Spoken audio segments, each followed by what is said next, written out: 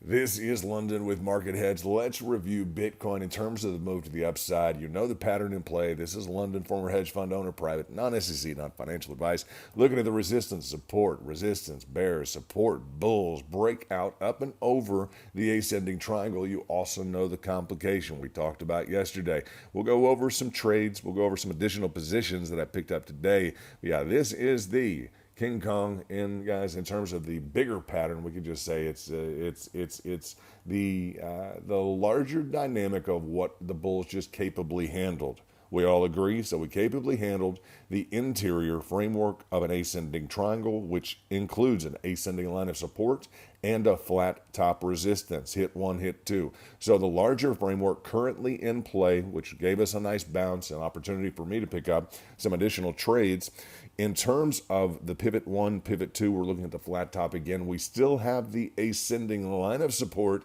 The question is going to be, can we continue to get up and out of this framework over the 116,127 line? That's all that matters, period. Bulls getting up and over 116. Whatever interest you're carrying from below, I would say at this point, make sure it's comfortable. If we decide to dig down, what if we retested this line of support? Are you prepared to operate along a lower line? If you are not and you are overexposed, there will be no sympathy at the end of the game. For you guys, we are telling you now, don't be overexposed. Heavy cash reserves. Let's go into the 4 hourly. Let's look at a few dynamics right now that are really important. Let me go to the next chart here. In terms of the specific MACD histogram. Yes, we dropped into the red. I let the VIP, and shout out to all you guys in the back, to JMac, to Luke, to Daniel. I'll let you guys know we're slipping into the red here, but we've made a nice turnaround. This would be a beautiful blip on the map, if you guys will agree.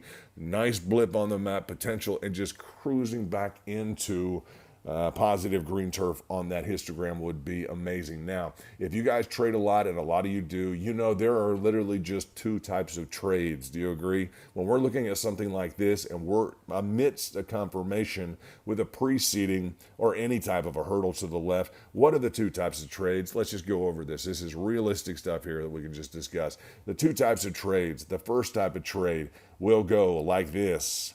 Boom. Yep. That's the first type of trade that we're all focused on and what we want. Everybody agrees. Let's say the most beautiful feeling, best feeling in the market is when we get a nice, clean confirmation on prior resistance, and bam, we just cruise to the upside. That's what we're gunning for. Now, the second type of trade, that's the first type of trade. The second type of trade starts to get a little bit pushy, right? And starts to get a little bit unfavorable to nearly everybody in the room.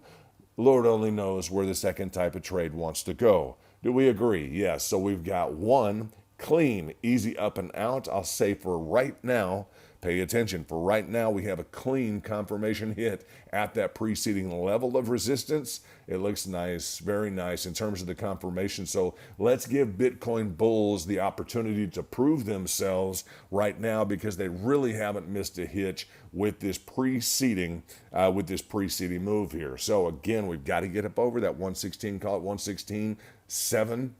That preceding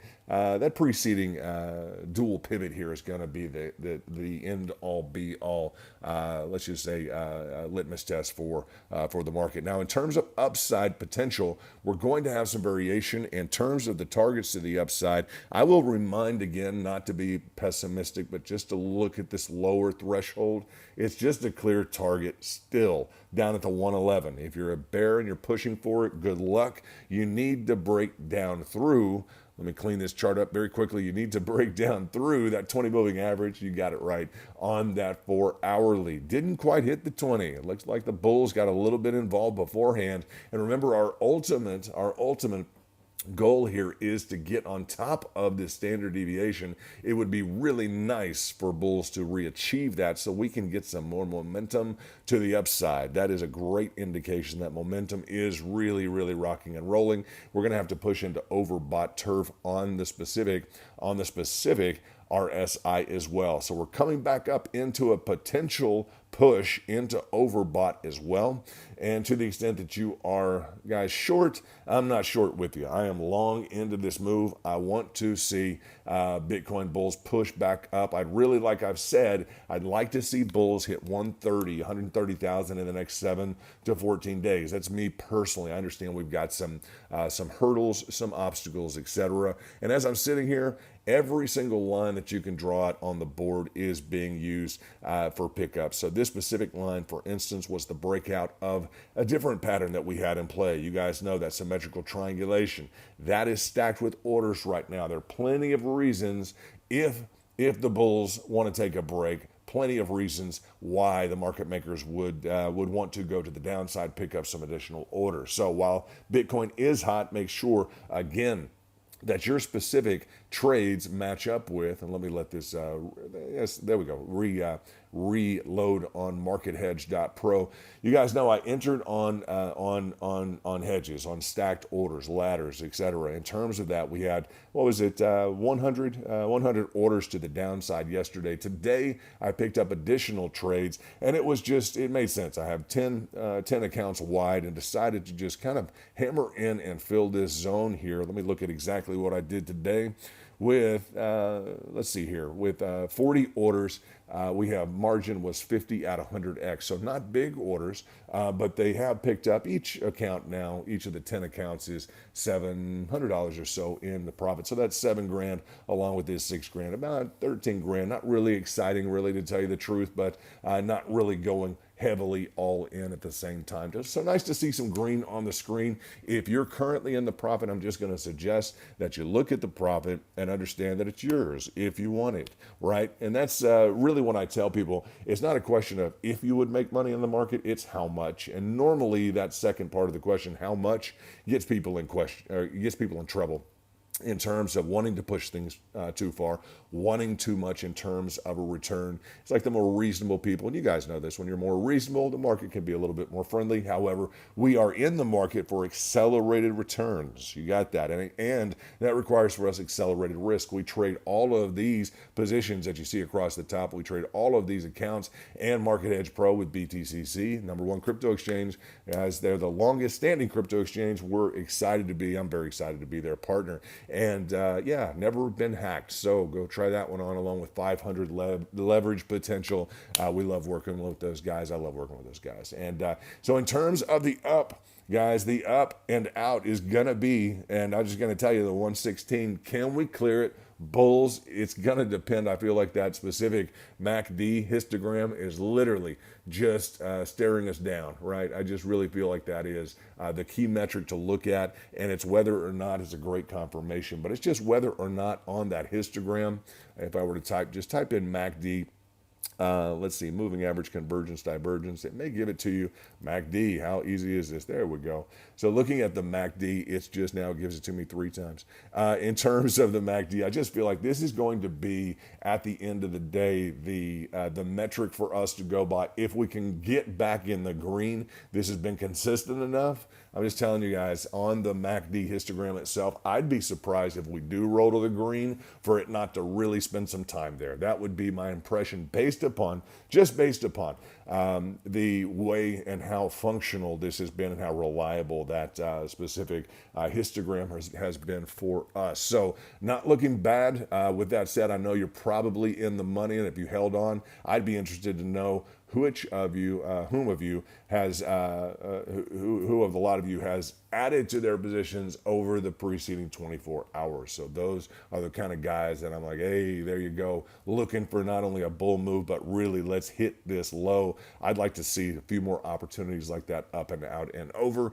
This is London with Market Hedge. I'll give you one more time. My specific line that I would like to hit is this hidden gem of a line right there, and you can contact me after the fact. I would love to see, and I'm calling on the bulls, rock and roll this top line. It's a hidden line, it's got a multi-contact, and I really feel like it could surprise the market. to the upside, and that's what I'm hanging my hat on in terms of an upside target. If the bulls fail, as you know, it would not be the first time that they have failed to reach a target of mine in the last several months. With that said, it's been very accommodating. There have been a lot of great breakouts, and if you've been very reasonable, you've done very, very well. Remember, never overexposed to any higher price, always with heavy cash reserves. Guys, this is London. Appreciate you spending a little time with me. New York is up and running. Let's go Bulls. Time to chase this up to the upside, and yeah, I'd be happy with a contact and around that 120. We can go ahead and measure very quickly just to kind of sign off here. Just a measurement, conservatively speaking, we'd be looking at 121 as a full measurement of this specific initial ascending triangle. And let's just call the midway point, the 50% as 117.5 would be a nice marker. Let's just call that a nice nice 50% performance marker, which would tell us that, yeah, this is at least with the bulk of the performance measures in terms of averaging. We would say at least it's an average or standard move in the market. If not, we're going to say it underperformed, okay? So we don't want to fall in that category as we focus on Bitcoin, right? We do not want to fall in that category of saying, well, Bitcoin just continually underperformed. So it's going to be the 117.5 at least to satisfy our interest that, yes, this falls in at least an average category. And again, that upside 121.5, yeah, that's my top line. And yeah, that would be in the just in the standout 100% markers in terms of the performance of the asset, which is something I'm always looking at. With that said, if you're looking, I'm not going to push another asset on you guys. Go ahead and take a look at the, anyone really want a shout out here? Go take a look at the Chevron chart. I looked at that the other day. That is the longest, most boring bull flag I have seen in a long time that may have lost its luster. Go look at the Chevron chart. It's an interesting one. You can talk to me about it later as to how good of a bull flag or not that it is. I'm interested in your feedback, and that's something other than gold, which is touching down into its 4-hourly RSI hit again. So everybody go look at the Chevron bull flag and get as far away. That's getting as far away from crypto as possible. It's funny, huh? In terms of Solana's doing well, outperforming in terms of volatility. Not to be sole focused on Solana, but it is that is typically one of the more volatile coins. And congrats if you are trading any other asset and you're trading Bitcoin. This is London with MarketHedge. We'll talk to you guys soon. Let's continue to have a good week. And yes, it is time to rock and roll. Looking at least for the 117.5 and top line performance going to be that 121.5. Let's go Bulls. This is London with MarketHedge.